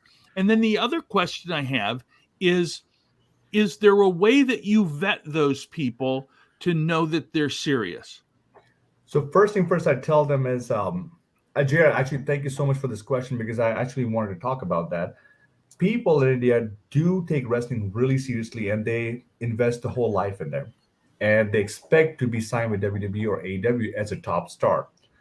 The reality is they would never be given the top spot.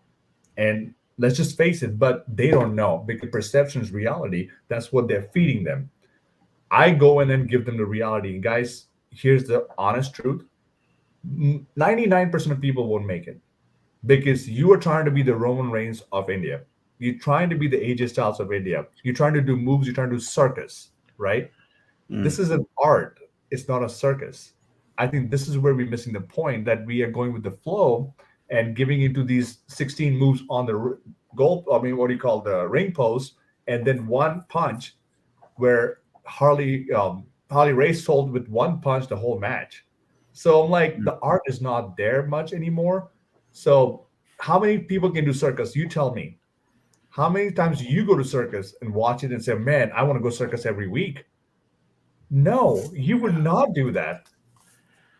So the reality is like we are.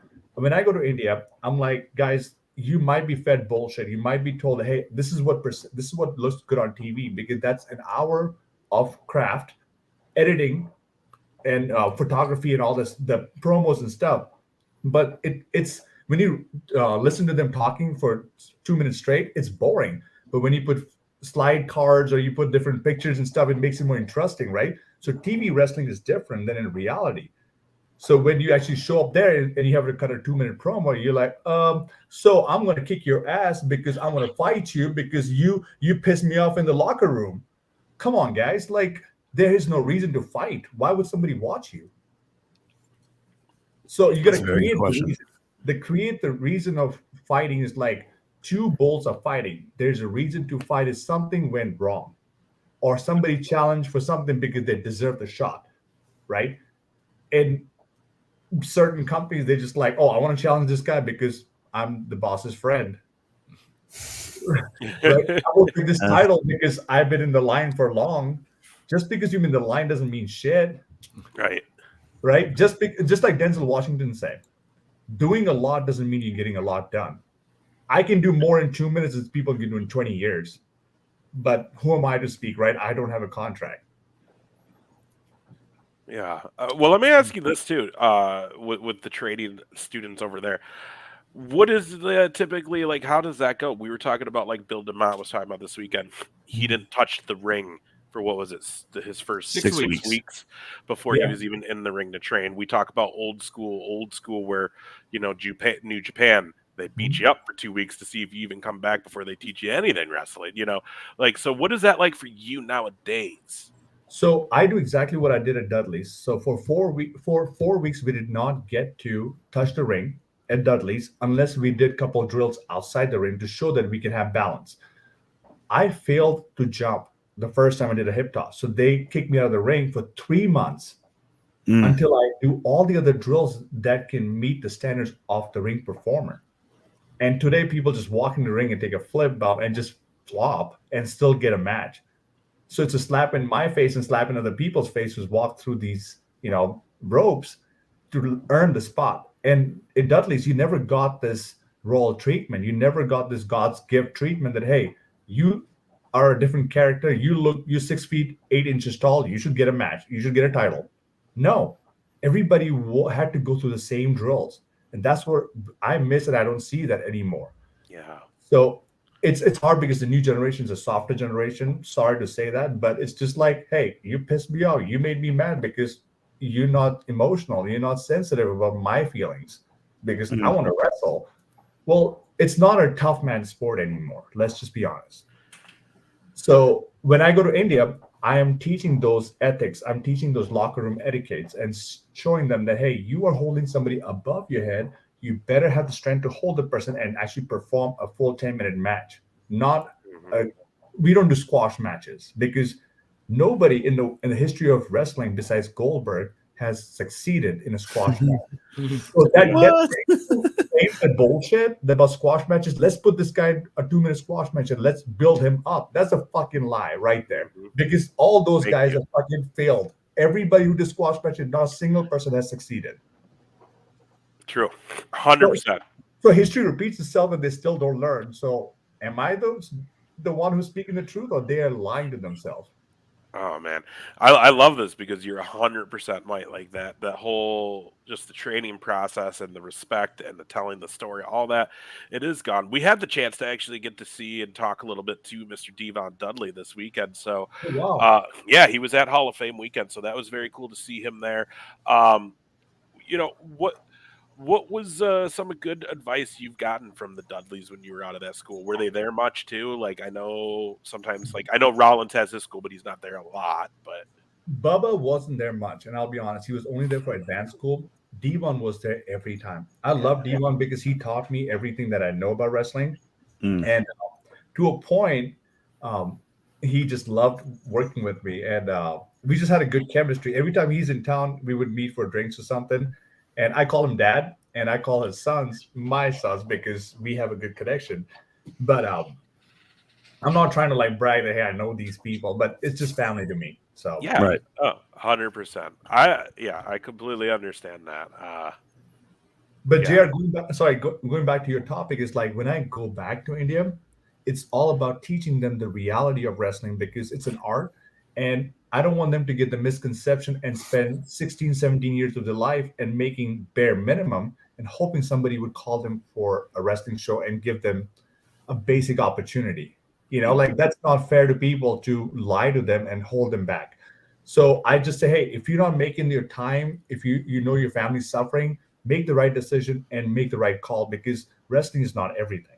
Let's just be honest. Because if it pays bills, yes, go for it. If you know you're doing great, go for it. But if you know you are mediocre, you gotta accept the truth.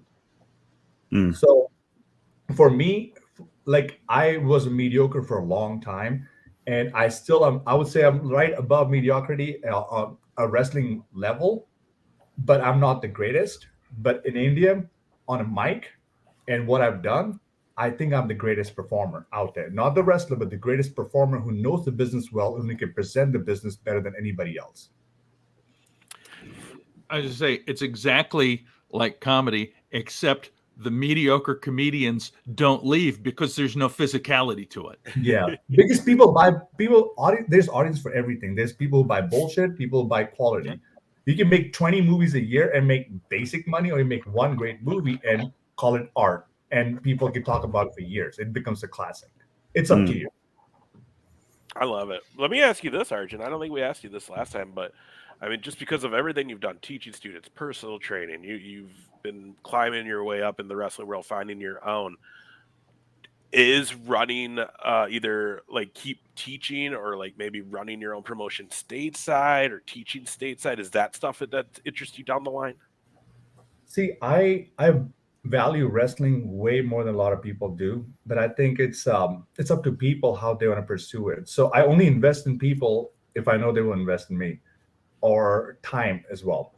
So I don't know. It's just like people are so happy with the circus environment that I think I'm not a big circus guy. You know what I mean? So I hope you understand. I'm talking between the lines, and circus is great once in a while, but that cannot feed you entertainment for long term. So for me, if you are talking art, it's I don't know. Like I observe rather than watch. So somebody said, "Hey, did you watch this movie?" I'm like, "I don't know what you mean. I observe movies." And it goes a long way for somebody who understands what that means is understanding presentation, and you have to come back for more. And if I don't tune in the next week, means you lost my interest. You lost the best viewership ever. So I'm sorry. It's just like I can create the best promotion in the world. I just don't think people are ready for it yet. Because when I have the same mindset, same like-minded people who are like, you know what, we get it, let's make this way better, then I'm in. But if you have half-ass efforts and said, well, I want to do 16 flips and I want to do this entrance and I want to have fireworks and stuff and I have nothing to prove, I'm just because my parents are here to watch me, or I'm friends with the promoter, give me the belt. I don't get that. I'm not here for handouts and I'm not here for like participation trophies. Right. Oh, dude, this I gotta tell you, Arjun, what a conversation we have had tonight. This has been great, dude. It's always a good time when you come by on the show, and you will always be welcome back. The door will always be open to you. August 12th, everybody, Knoxville, Iowa, Madhouse Wrestling. We're coming back, and we are going to tear the roof, the rafters, whatever those freaking pillars were that were there last time. That's all getting torn down. Yes, Come sir. August 12th. Big fatal four-way. Arjun calling the win now. I gotta say, I'm liking that idea. Clint Dyer's in there. He'll be taking pictures. He's calling you for the win as well. So I can't wait.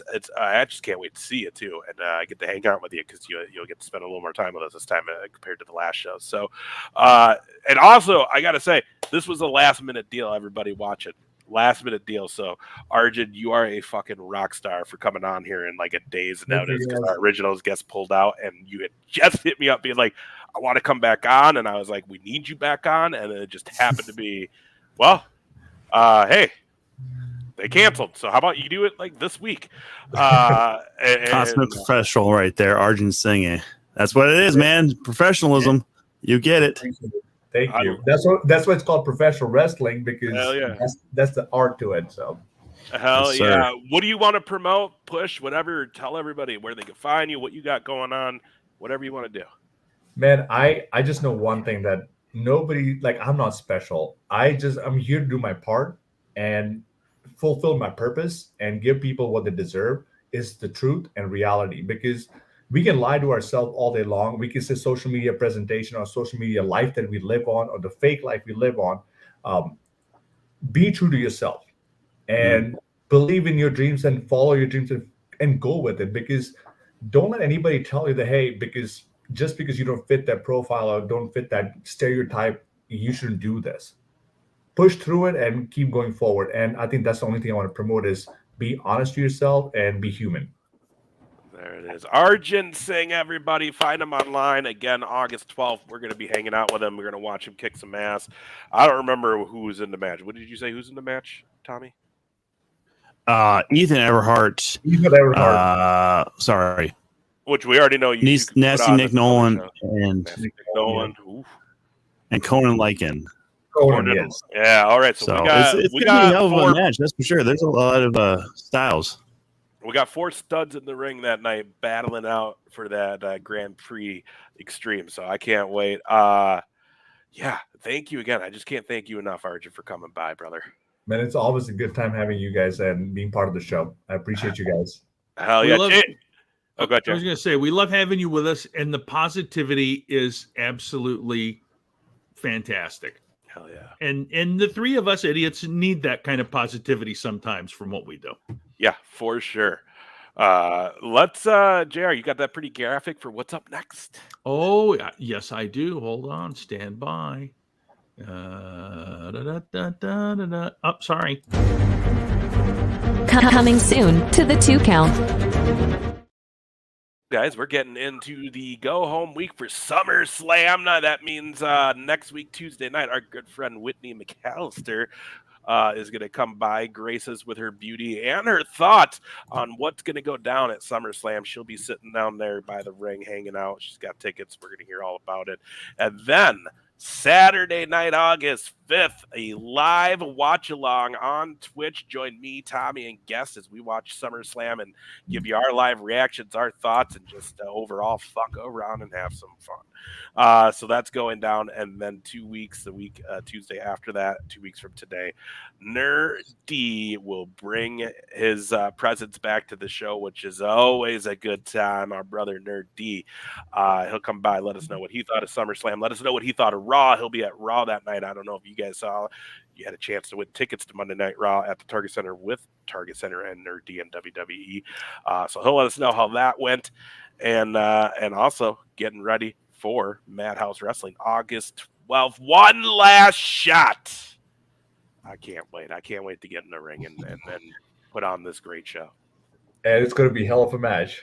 Oh, yeah. All right. You guys got anything, Tommy, JR? Nope. Everything's pretty quiet outside of wrestling for me right now. So awesome. JR, anything?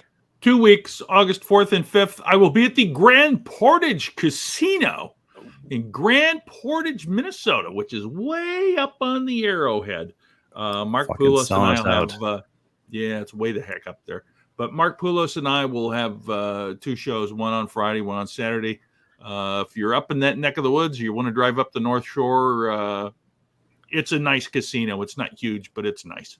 And then Thursday, watch for it Thursday, the Briscoe Big Ace YouTube channel. We will be dropping our live show from Hall of Fame weekend with special guests JBL and Jerry Briscoe. And just watching Jerry come up after everything that went on this last weekend with him and watching him make his first real appearance that weekend is worth tuning into that show alone. So, plus we had some really good conversation with him at JBL. So that'll drop Thursday on the Briscoe Big Ace YouTube channel.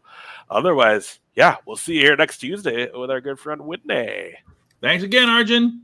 And all of you, bye-bye. Appreciate it.